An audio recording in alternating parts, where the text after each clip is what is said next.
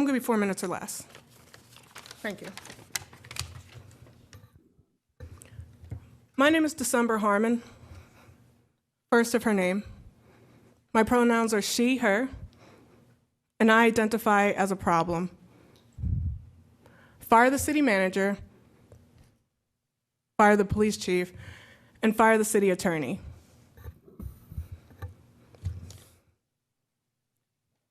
Councilman Lovelady, I want to tell you a story, a true story, about a Citizens Police Review Board case hearing I was in a year ago.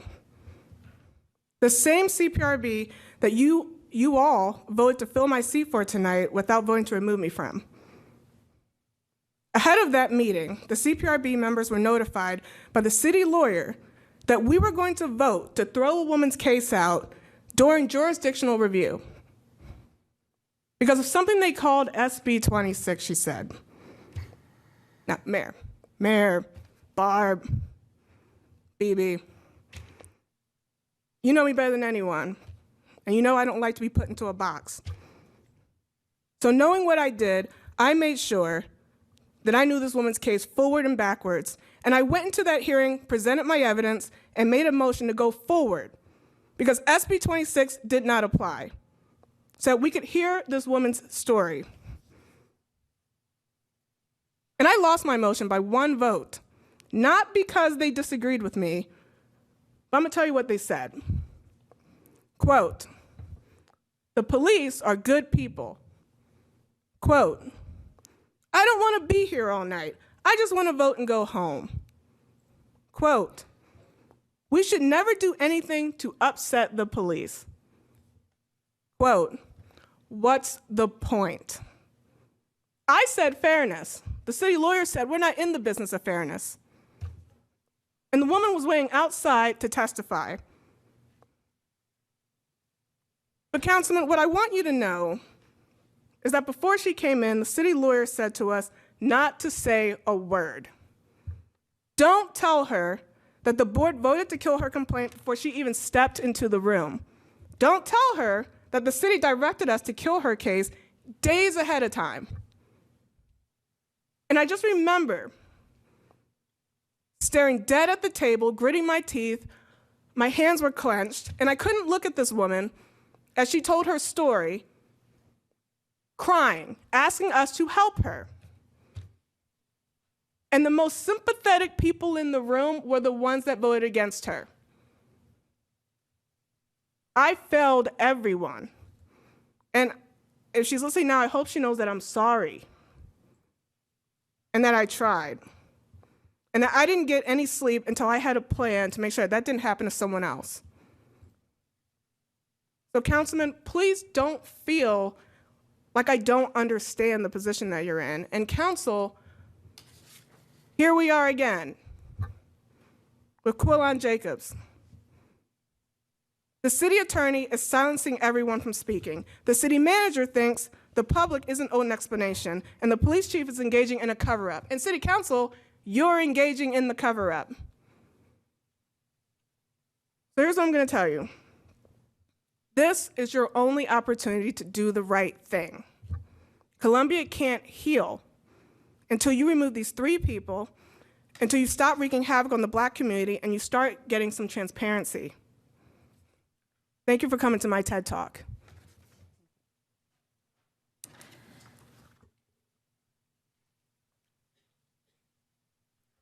I'd like to ask Rosemary Feraldi to please come to the podium.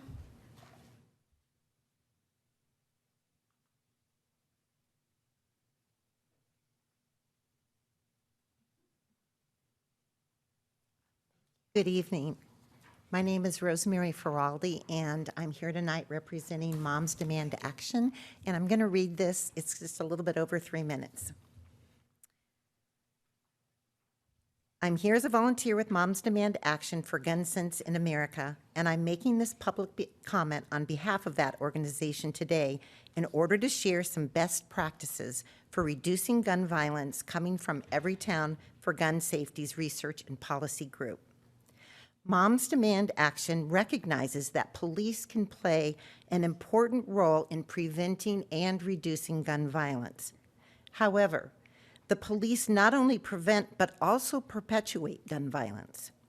Everytown's report, Gun Violence and the Police, notes that police kill about 1,000 people every year, mostly with guns. This type of police violence is gun violence, and it is part of what our organization strives to prevent. Everytown for Gun Safety, the umbrella organization that Moms Demands Action is a part of, shares research that also shows that this violence is disproportionately experienced by people of color, with Black Americans being 3 times as likely to be shot and killed by police as white Americans. From Dante Wright to Breonna Taylor to Quaylen Jacobs to many whose names we don't even know, these killings have a heartbreaking cost. As Everytown report states, in addition to the loss of life and the pain to family members and survivors, police shootings have a uniquely corrosive impact on the nation. Patterns of police violence dramatically reduce public confidence in police and lead community members to see them as part of the problem. The fear sown by these shootings makes neighborhoods less safe, since law enforcement cannot do its part in preventing violent crime without the assistance of the community. To address this problem, Everytown Research and Policies Fact Sheet, Gun Violence and the Police, identifies 5 policy pillars that research shows can reduce gun violence by police, including strong legal standards around use of force and requirements for de-escalation. The 4th pillar of the policy is a thorough and independent system for reviewing shootings and other use of force incidents. Everytown states that misconduct should be subject to review by external civilian boards with independent authority to investigate complaints and make findings, ideally empowered to issue subpoenas and make binding recommendations. As the Missourian reported in February 2023, Columbia's current CPRB only reviews materials provided by the police and lacks investigative abilities and subpoena powers.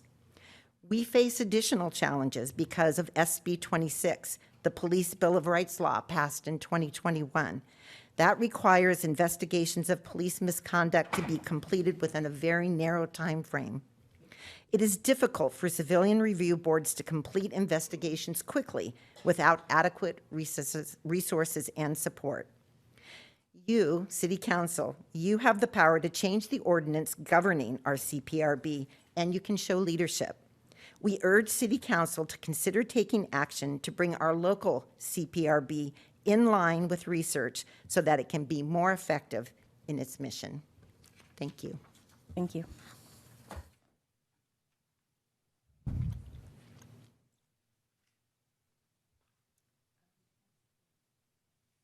I'd like to ask Rebecca Shaw. Oh, she's on her way. Hi, Rebecca. So please come to the podium. Back of the room, I figured I'd get a head start. Thank you. I was raised to be a people pleaser. This is a learned behavior that I've been unlearning for several years. I don't always say yes. I don't always have to be certain that people are happy with my choices. As a woman, as a mother, and especially in my role as an advocate, I've found that more times than not, there are people that are unhappy with my voiced opinions. As an elected official, you should anticipate that someone will always be upset with a vote, a policy, or an outcome. I fully expect that the people that run for public office have come to terms with the fact that they will have to, at some point, rock the boat, do the uncomfortable thing, ask the hard questions, and stand up and voice unpopular opinions at times. Every single one of the council members before me made that choice.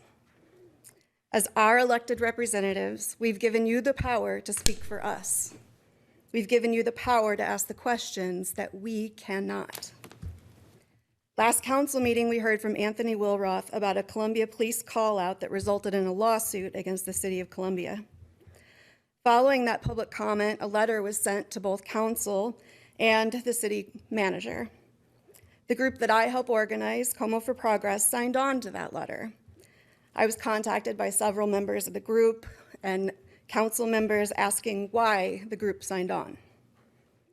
Let me begin by saying that the mission for our group states in part, we are an advocacy group affecting policy to better serve our local, national, and global communities through outreach and action. I've been attending city council meetings for years as a representative of this group, and I work to help inform our members of the policies and actions of this council, both good and bad. This role requires at times for me to challenge this council to dig deeper on issues that our group cares about. It's never been more clear to me that this is a time to ask you to dig deeper and to realize your role and your power to have oversight on our city staff. A 13-year-old girl who told an adult that she was raped did not receive victim services from our police department that we as citizens should expect. It was clear from the transcript of the body cam footage that I read that this is the case. CPD Policy 328 states officers should maintain the critical elements of a victim-centered and trauma-informed approach to investigations. Consider the psychological needs of the victim to reduce or avoid post-assault trauma. Part G specifically states prioritize medical and advocacy resources for every victim. Anyone who's ever been a victim of sexual assault can hear from last week's statement and understand that the potential rape victim was not the priority of the officers on scene that evening. The victim, in fact, was arrested and sent to a juvenile facility for the night based on her mother's claim that she was lying and had run away. That is not trauma-informed care.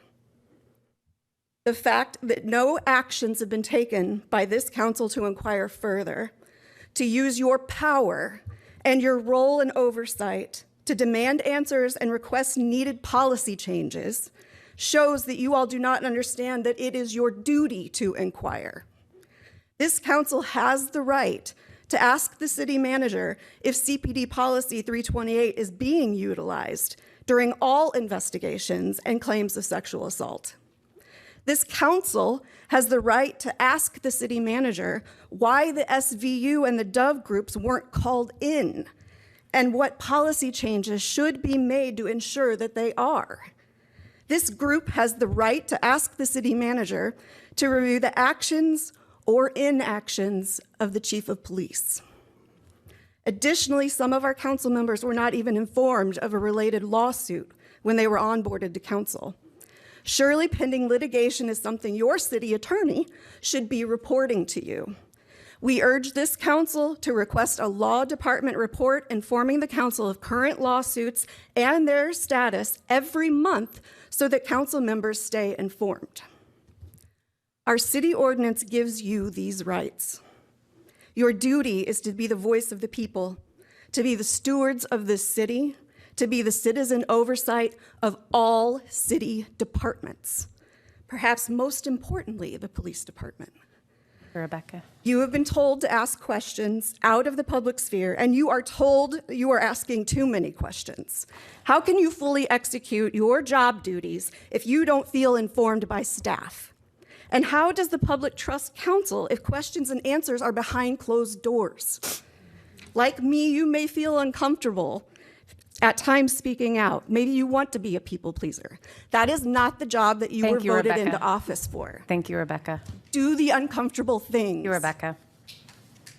Moving on to public hearings. Sheila, will you please read public hearing